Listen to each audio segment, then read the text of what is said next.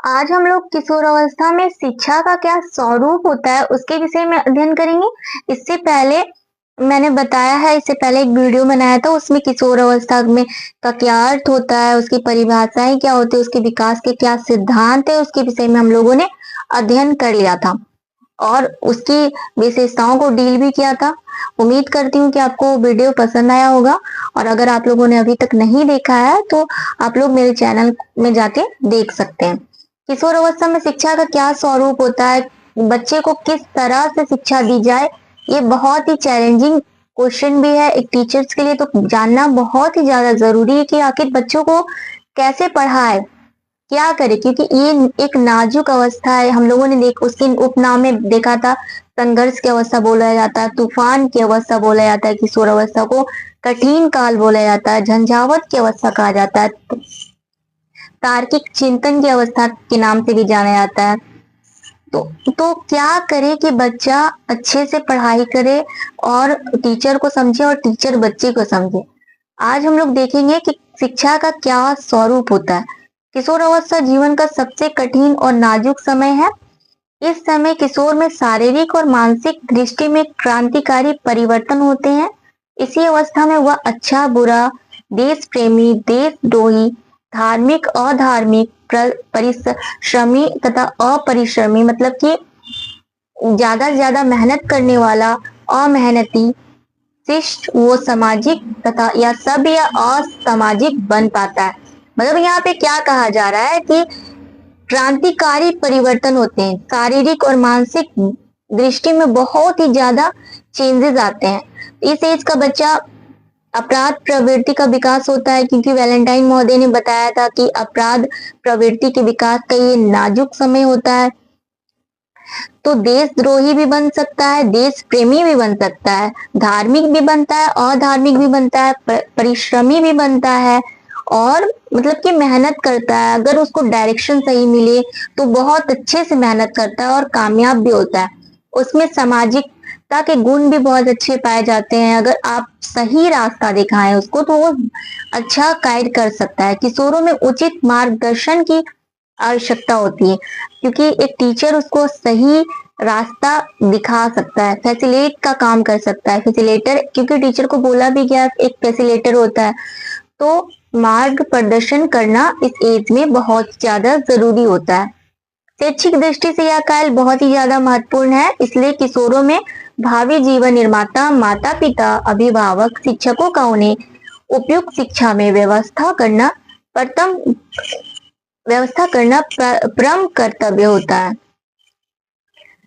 शिक्षा का क्या स्वरूप होगा, तो शारीरिक विकास के लिए शिक्षा देना चाहिए, मानसिक विकास के लिए भी शिक्षा दी जानी चाहिए, धार्मिक और नैतिक विकास के भी इस एज में शिक्षा देनी चाहिए, यौन शिक्षा भी देनी चाहिए, संवेगात्मक शिक्षा भी देनी चाहिए, व्यक्तिगत विभिन्नता के अनुसार शिक्षा प्रदान करना चाहिए, टीचर्स को मार्गदर्शन भी देना चाहिए, करियर के बारे में भी डायरेक्शन कि आप क्या करोगे, आपका ये सब्जेक्ट बेहतर है तो आप इस क्षेत्र में जाओगे तो आपका बेहतर हो सकता है। तो हर चीज की इस एज में शिक्षा देनी चाहिए शिक्षकों को।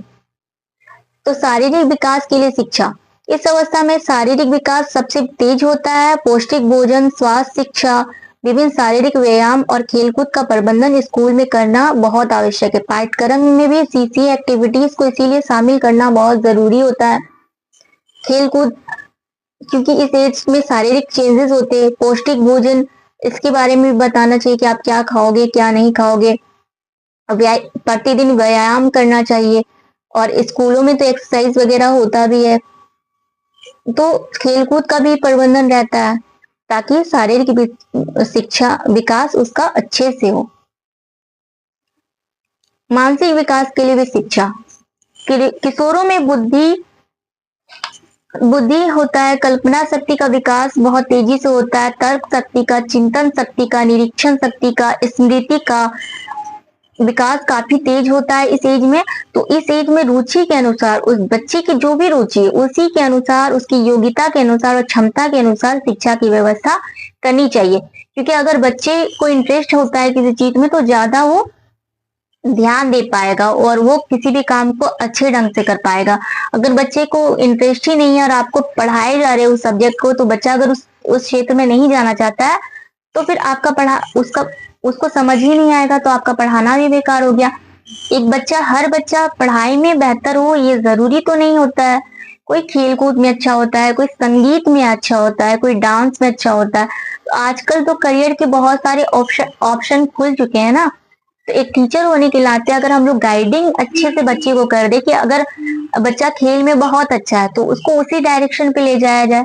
अगर पढ़ने में अच्छा है तो उसको किस सब्जेक्ट में अच्छा है, अगर वो मैथ्स में ज्यादा रुचि दिखाता है तो बच्चे को मैथ्स को अच्छे से वो डील कर पाए। और आगे अगर आईआईटी 10th के बाद वो मैथ्स रखे, फिजिक्स रखे, केमिस्ट्री रखे, अपना 12th करे, उसके बाद वो आईआईटी की तैयारी कर सकता है। इस तरह से शिक्षक एक बच्चे को सलाह दे सकते हैं, रुचि के अनुसार शिक्षा, योग्यता और क्षमता के अनुसार दे सकते हैं। उसके बाद है संवेगात्मक विकास के लिए शिक्षा। संवेगात्मक जीवन उथल पुथल सी मच जाती है। क्या होता है इस एज में, जो बच्चे का जीवन है ना उथल पुथल मच जाता है।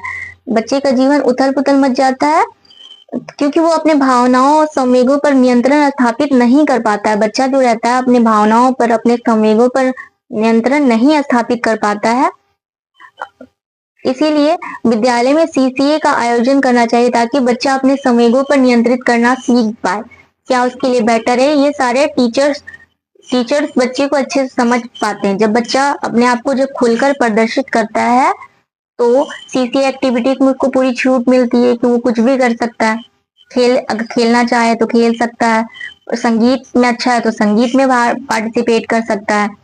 सीसीए एक्टिविटीज के द्वारा नेतृत्व क्षमता का विकास होता है, शारीरिक विकास तो होता ही है, मानसिक विकास भी होता है, संवेगात्मक विकास भी होता है, सामाजिक भावना का विकास होता है। धार्मिक नैतिक शिक्षा। किशोर अवस्था में बालकों में नियंत्रण विरोधी विचार उठा करते हैं। बहुत सारे विरोधी विचार किशोर अवस्था के टाइम उठते हैं। किशोर उचित या अनुचित व्यवहार में अंतर नहीं कर पाता। इस एज का बच्चा क्या उचित है क्या नहीं सही है अंतर नहीं कर पाता, इसीलिए एक शिक्षक को सही डायरेक्शन दिखाना चाहिए। अतः विद्यालय में नैतिक और धार्मिक शिक्षा की अवश्य देनी चाहिए। व्यक्तिगत विभिन्नता के अनुसार शिक्षा।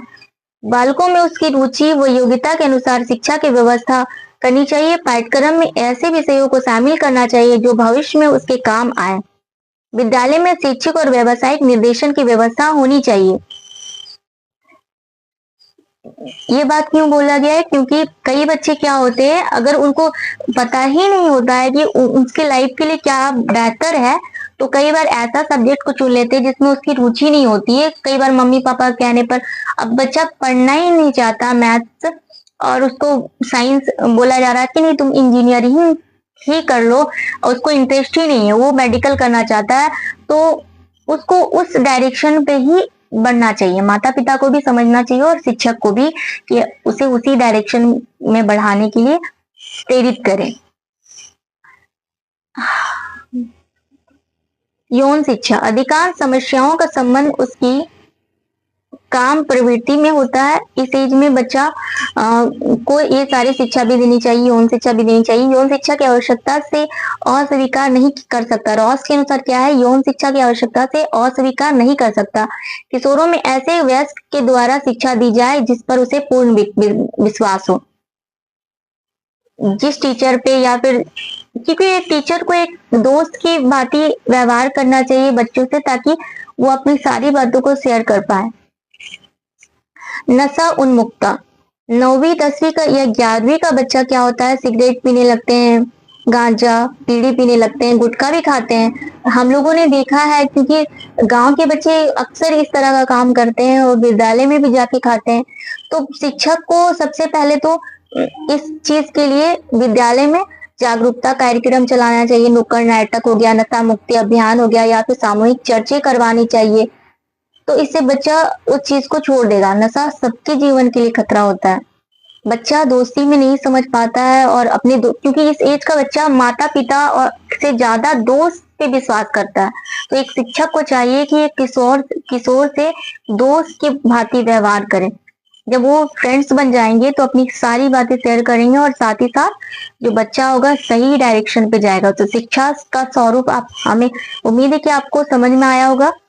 इसी अनुसार विद्यालय में भी करनी चाहिए, पाठ्यक्रम में भी इन्हीं विषय को स्थान देना चाहिए कि बच्चों की रुचि के अनुसार शिक्षा होनी चाहिए। फिर धार्मिक नैतिक शिक्षा की भी आवश्यकता होती है, तो सीसीए एक्टिविटीज होना चाहिए, यौन शिक्षा होनी चाहिए, नशा वगैरह से बच्चा क्योंकि अपराध में इतना चला जाए इसलिए उससे भी दूर रखने का उपाय करना चाहिए। आप कुछ इंपॉर्टेंट पॉइंट्स को हम लोग देखते हैं। किशोरावस्था में हृदय की गति 72 मीटर प्रति सेकंड हो जाती है, हड्डियों की संख्या 206 और दांतों की संख्या 27। बाल्यावस्था में ये 15 होता है और शेषावस्था में 16 दांत होते हैं, लेकिन किशोरावस्था में 27 दांत हो जाते हैं बच्चों के, किशोरों के। अतः इस प्रकार हमने आज किशोर अवस्था में शिक्षा का क्या स्वरूप होता है उसके विषय में अध्ययन किया। उम्मीद करती हूँ आपको पसंद आया होगा। धन्यवाद।